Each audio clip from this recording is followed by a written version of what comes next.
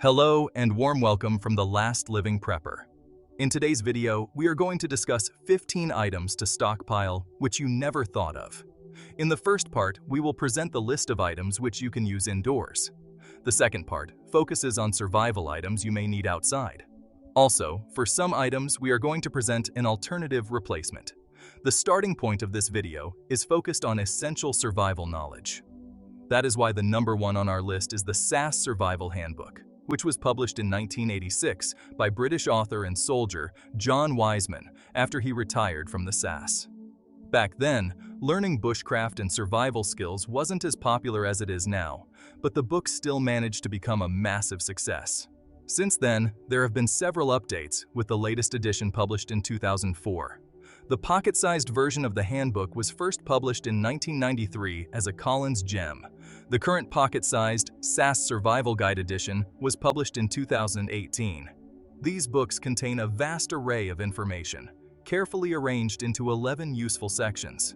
Every survival subject is covered, from the essentials including many ways of finding water, through food, shelter, navigation, disasters, climate, terrain to health and first aid.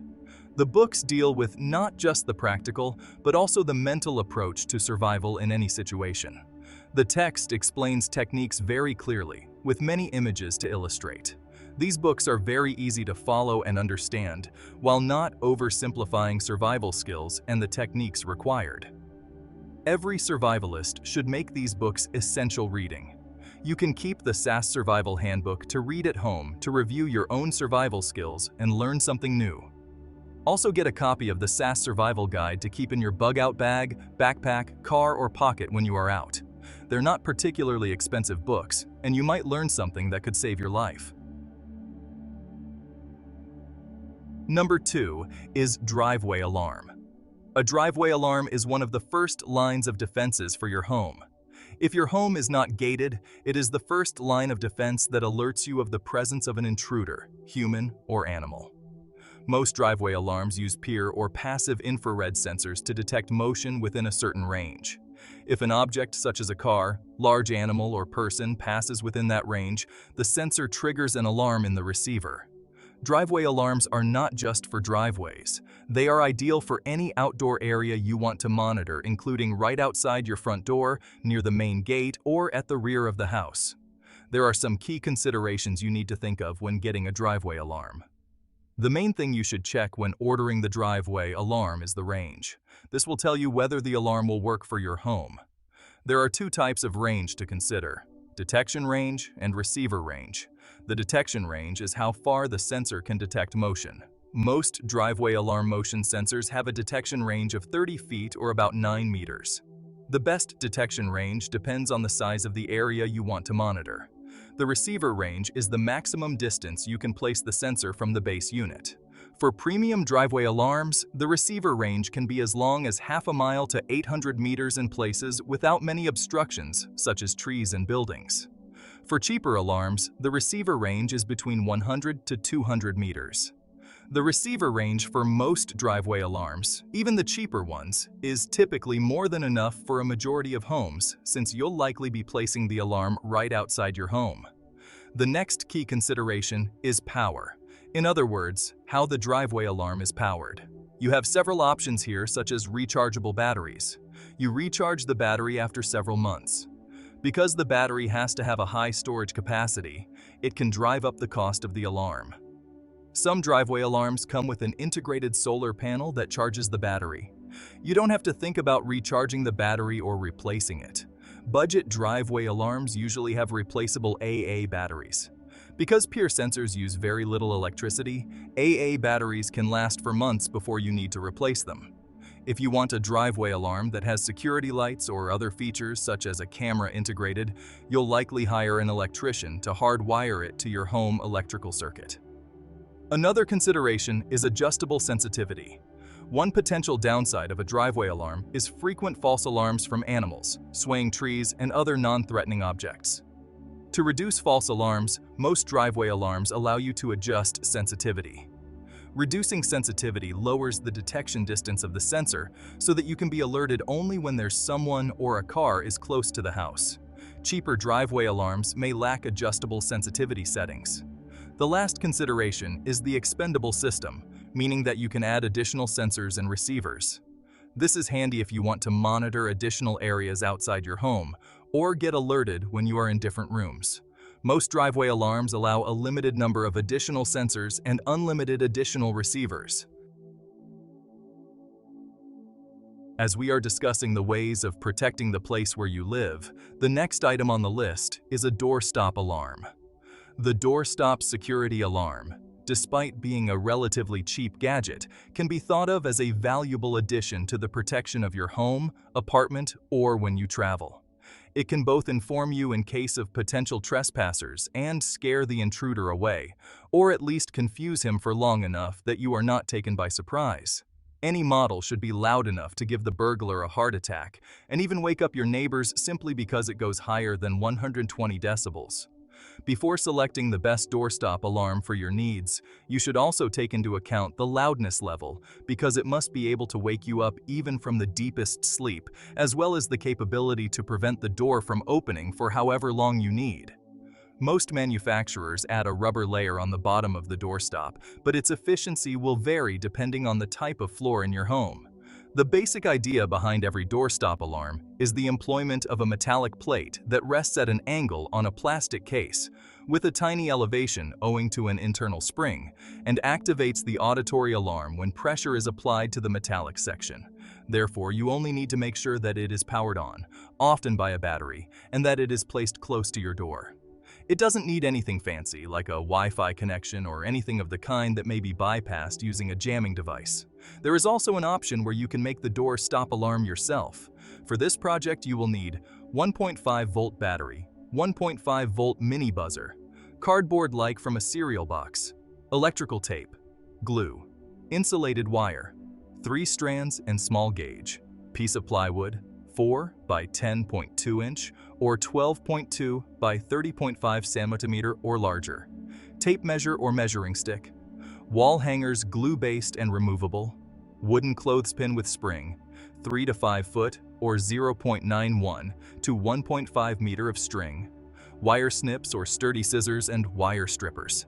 To make a door stop alarm, follow these steps. Attach the plywood to the wall next to your door. Cut 3 strands of insulated wire. Strip the ends of each strand. Tape the battery and buzzer onto your wooden board. Wrap the stripped wire around the ends of the clothespin. Connect the bottom pin wire to the battery. Connect 1 non-battery wire to the buzzer. Break the circuit with a piece of cardboard. Connect the remaining wires.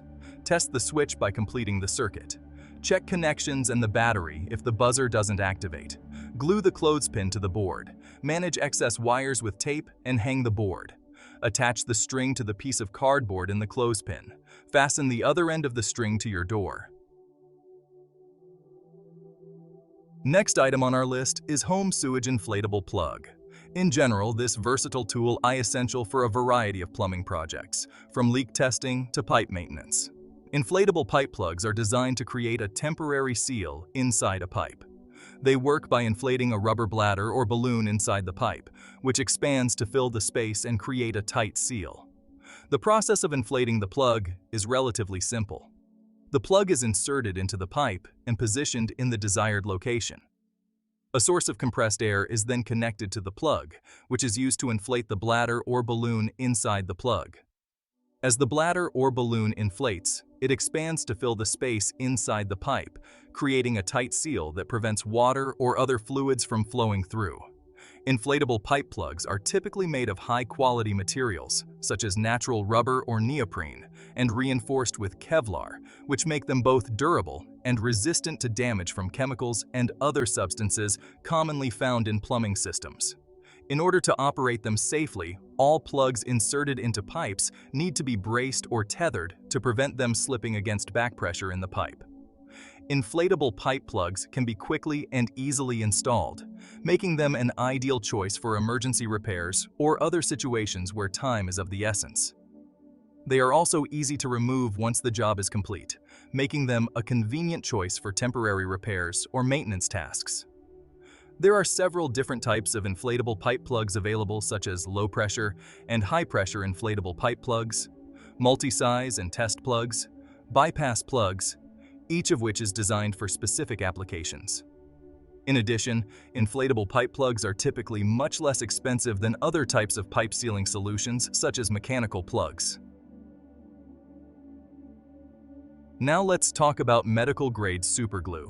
Typically, superglue and its counterparts are meant for gluing objects and not skin, and should be kept in your toolbox. Superglue uses cyanoacrylate adhesives. Cyanoacrylate adhesives are often referred to as instant adhesives because they don't have to be mixed with another agent, and they cure quickly without heat or curing equipment. Although cyanoacrylate formulations were tested in World War II for creating plastic gun sights, military medics started using the sticky substance for closing battlefield wounds. It was relatively effective as a quick and waterproof emergency measure. However, there were side effects such as damaging the tissue around the wound and irritating the nose, throat, lungs, and eyes. That is why in 1998, the U.S. Food and Drug Administration approved a less toxic medical formulation called 2-octyl cyanoacrylate. Other types of the medical-grade superglue are based on N2-butyl cyanoacrylate and 2-ethyl cyanoacrylate. Medical cyanoacrylate adhesives, also called skin glue or surgical glue, are less toxic than the version you keep in your toolbox. They also have plasticizers to make them more flexible. The most recommended use for medically approved cyanoacrylate adhesive is to close the two sides of clean minor cuts, such as knife cuts or paper cuts. In these cases, there are a host of benefits. It dries fast to stop the bleeding. It stays in place. It keeps dirt and air out of the cut. By the time it wears off, the cut is typically healed. It can reduce scarring. Remember that cyanoacrylate adhesive is not recommended for deep wounds, jagged wounds, puncture wounds, animal bites, burns, wounds on the eyes, lips, or genitals, contaminated wounds, mobile areas such as joints, stretched skin areas such as foreheads. Using the version formulated for medical use as opposed to hardware glue will let you avoid irritation and be more flexible. If you have a deep cut that is bleeding profusely, seek professional medical attention. Moving on down to our list, we are still discussing medical self-help, but this time it will be combat application tourniquet. We mentioned a medical tourniquet in our previous video about 31 must-have items in your get-home bag. The combat application tourniquet is widely used by U.S. and U.S. coalition military forces as part of the mandatory first aid kit. It was developed by Composite Resources Incorporated. It is also used by NHS ambulance services and some UK fire and rescue services. The unit utilizes a windlass with a locking mechanism and can be self-applied. The CAT tourniquet has been adopted by military and emergency personnel all around the world. Here is the instruction manual for CAT tourniquet. Two-handed application. Apply CAT tourniquet proximal to the bleeding site. Route the band around the limb and pass the red tip through the inside slit of the buckle. Pass the red tip through the outside slit of the buckle. The buckle will lock the band in place. Pull the band very tight and securely fasten the band back on itself. Twist the rod until bright red bleeding has stopped and the distal pulse is eliminated. Place the rod inside the clip. Prioritize safety and seek professional medical help when possible. Locking it in place. Check for bleeding and distal pulse. If bleeding is not controlled, consider additional tightening or applying a second tourniquet proximal side by idea to the first and reassess. Secure the rod inside the clip with the strap. Then prepare the patient for transport and reassess. Record the time of tourniquet application. One-handed application. Apply CAT tourniquet proximal to the bleeding site. Insert the wounded limb through the loop formed by the band. Pull the band very tight and securely fasten the band back on itself. Adhere to the band around the limb. Do not adhere the band past the rod clip. Twist the rod until bright red bleeding has stopped and the distal pulse is eliminated. Place the rod inside the clip, locking it in place. Check for bleeding and distal pulse. If bleeding is not controlled, consider additional tightening or applying a second tourniquet proximal side by side to the first and reassess. Adhere the band over the rod, inside the clip, and fully around the limb. Secure the rod and band with the strap. Prepare for transport and reassess. If possible, record time of application on a white strap. In situations where you need to improvise, consider using everyday items that are clean and sturdy. Here are some options. Cloth, shirts, sheets, towels, or any fabric can work well. Cloth is easy to tie around a limb and can help absorb blood. Necktie, if available, can be used as a makeshift tourniquet. A bandana is strong and pliable, making it suitable for tying around an injured limb. A leather belt can be used effectively. Straps from a knapsack or handbag. These can serve as tourniquets in a pinch. It is recommended that tourniquet can be left in place for 2 hours with little risk of permanent ischemic injury. Remember, while it's essential to use something clean, in an emergency, even using something less than ideal is better than nothing at all. Always prioritize safety and seek professional medical help when possible. Further down on our list is a home dental hygiene kit. This kit typically includes various tools to help you maintain your oral hygiene in the comfort of your home. Some kits may include tools like a sickle scaler, dental probe, tartar scraper, dental mirror, gum cleaner, big hook probe for cleaning and examining your teeth. These kits are designed to be user-friendly, safe, and effective. However, it's important to use them under the guidance of a dentist and not as a substitute for professional dental care. If you are in a need to treat your tooth cavity at home, many online sources show how to mix and fill a cavity with an at-home solution. Once again, this is not recommended because improper fillings and incomplete stoppage of tooth decay can lead to long-term problems. Here, though, are some steps for creating your own tooth filling as a temporary solution while you seek professional dental care. Compile tools that are needed for the filling, including a mirror, tweezers, and mixing tools. Gather clove oil and zinc oxide powder. Lay all materials out on a cloth for easy reach, including cotton balls and tissue. Keep the cavity area dry. Remove the soft decay in the tooth. Mix the zinc oxide or clove oil into cement. Push the cement into the cavity. Remove access from around the tooth. Afterward, do not eat for an hour so the filling can get hard. If the tooth hurts more after the filling is put in, an abscess may have formed, and the tooth and filling should be removed. Now we have Moleskin tape. Moleskin tape is a thin but heavy cotton fabric with a sticky adhesive backing.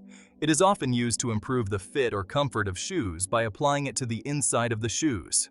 It can also be used to prevent or protect a blister from irritation by cutting a hole in the center to provide relief to the affected skin. The thickness of the surrounding moleskin further protects the blister from additional friction. If you've ever applied a bandage to a blister on the back of your heel, you probably noticed that it came off shortly after you put your shoes on. Moleskin tends to stay in place better than traditional bandages. It's also thicker, which adds more support and cushioning. To use moleskin for blisters, follow these steps. Gently clean and dry the area around the blister. Cut a piece of moleskin that's about 3/4 of an inch larger than your blister. Fold the non-adhesive sides together. Now cut a half circle out of the moleskin. The half circle should be roughly half the size of your blister. When you unfold it, you should have one blister-sized hole in the center of the moleskin. Remove the backing from the adhesive side and place the moleskin over your blister, aligning your blister with the hole you made. If your blister sticks out above the moleskin, cut and apply a second layer to make the moleskin thicker. For very large blisters, consider using moleskin with a thick foam backing. Keeping your blister surrounded by padding helps to reduce the blister from popping, which is usually painful and also increases your risk of infection. There are alternative products available that can offer similar benefits to moleskin. One such option is silicone-based products. These products provide a smooth, non-adhesive barrier that reduces friction and pressure on the skin. Silicone pads can be easily applied and removed, making them a convenient choice for blister prevention. Additionally, they are often more durable than moleskin, lasting longer and requiring less frequent replacement. For those looking for natural remedies and DIY solutions, there are a few options to consider. Aloe vera gel, for example, has anti-inflammatory properties that can help soothe blistered skin. Applying a thin layer of petroleum jelly or coconut oil can also create a protective barrier and promote healing. However, it's important to note that these remedies may not offer the same level of protection as moleskin or other specialized products. The second part of the video, we have an automatic fishing reel. The automatic fishing reel is an excellent idea and a must for any survival kit. It essentially does the fishing for you. Just set a number of them out and check them periodically. You can use them on the docks, boats, or bank lines, simply attaching the fishing reels to limbs, boat docks, the side of a boat, or any other means that will suspend the reel a couple of inches above the water. The automatic fishing reels are made of galvanized steel with a tempered spring that automatically sets the hook when the trigger is released by a fish taking the bait. Perfect for all types of game fish, like catfish, crappie, and panfish. They also make an excellent device for ice fishing. It can also be used for hunting small game, camping, survival, and around the house. After you catch some fish, you can use a camping stove to cook it. There are a variety of types of solid fuel camping stoves available on the market. Some of the most common stoves include gas stoves, propane stoves, and solid fuel stoves. Each stove has its own benefits and drawbacks, so if you enjoy campfire cooking all season long, make sure you choose the right one for your needs. If you're looking for an easy-to-use stove that doesn't require any special gear or preparation, a solid fuel camping stove may be the best option for you. However, be aware that solid fuel camping stoves can be unpredictable and dangerous in cold weather conditions. Make sure you have enough fuel and lighter fluid so that you can start the fire easily, and always take safety precautions when using a stove in cold weather. Here are the pros of using a solid fuel camping stove. They're friendly to the environment. Solid fuel stoves burn cleanly and don't produce any harmful fumes, so they're a great option if you want to cook with minimal waste. They're cheaper. A standard propane or gas camping stove can cost upwards of 40 pounds, but a solid fuel stove may only cost around 5 to 20 pounds. More portable. This is a close one, but on the whole, solid fuel stoves can be packed more compactly due to not having any extra tubing or connectors that are required with gas stoves. They're easy to use. With few exceptions, solid fuel stoves are similar in design and operation to gas stoves, so you should have no trouble getting started if you've used one before.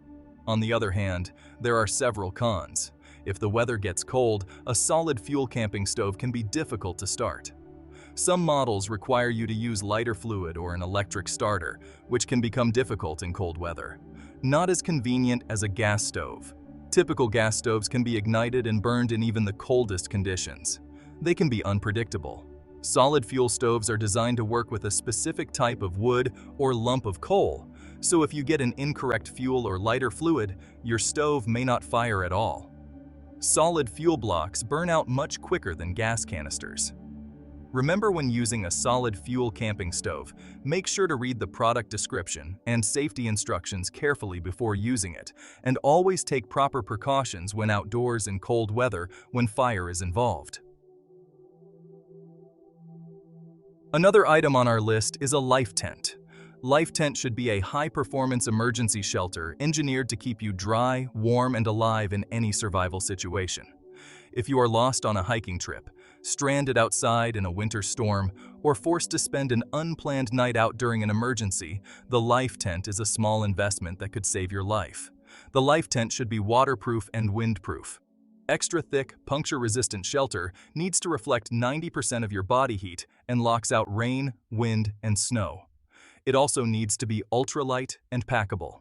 For example, the emergency storm shelter may weigh just 8.7 ounces and packs down fast in a 5.25 by 3.25 inches stuff sack. When you prepare your life tent, place in the sack a 120 decibel whistle. This loud whistle is able to alert rescuers up to 1 mile away. Another item to put in your life tent sack is a 20-foot paracord. Perfect for starting fires, repairing gear, and a wide range of survival applications. Overall, the life tent is versatile survival gear and a critical part of any hiking or hunting pack, bug-out bag, earthquake survival kit, or car emergency kit. If you don't have a life tent, you can use tarp or mylar blankets instead.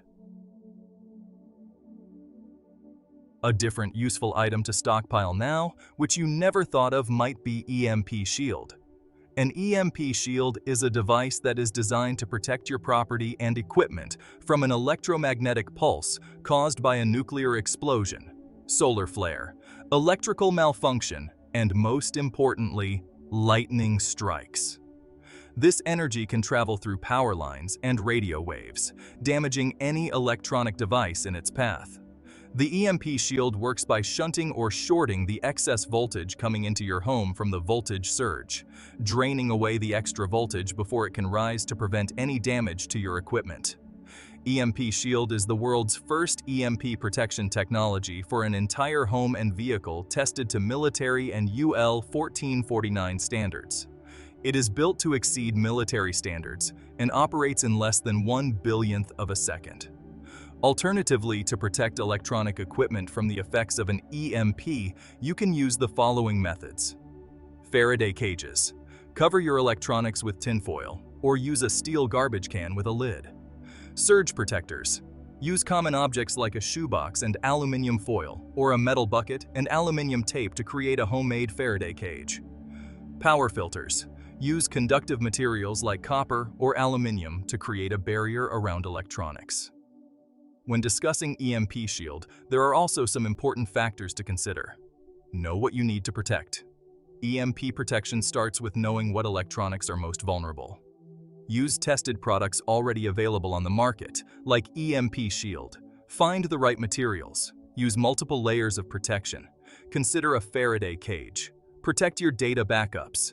Have a plan B for power outages. Stay informed about EMP threats by following the EMP Commission and North American Aerospace Defense Command, which is called NORAD, on Twitter. Next item on our list is a gas mask. A gas mask is an item of personal protective equipment used to protect the wearer from inhaling airborne pollutants and toxic gases. The mask forms a sealed cover over the nose and mouth, but may also cover the eyes and other vulnerable soft tissues of the face.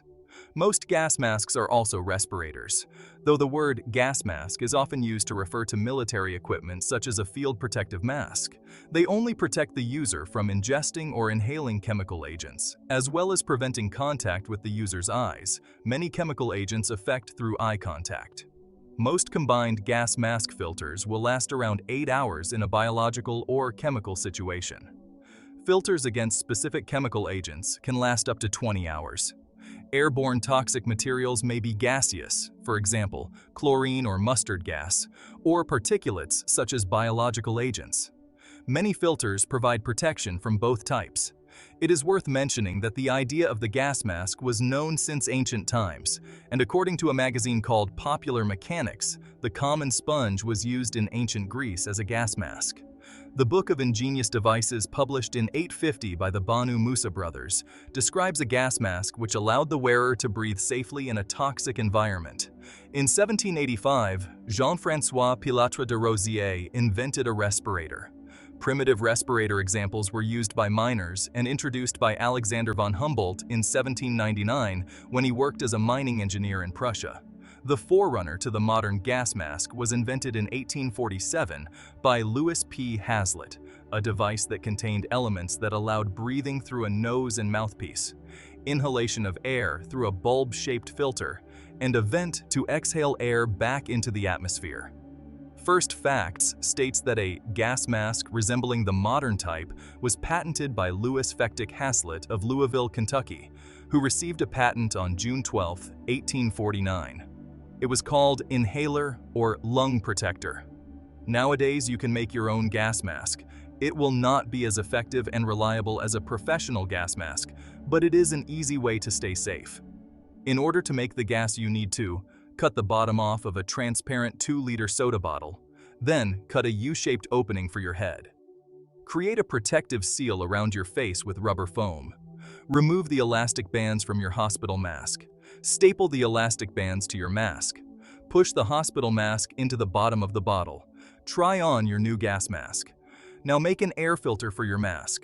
Attach a homemade air filtration system to your mask to protect from some gases. Cut off the top of a 1-liter bottle.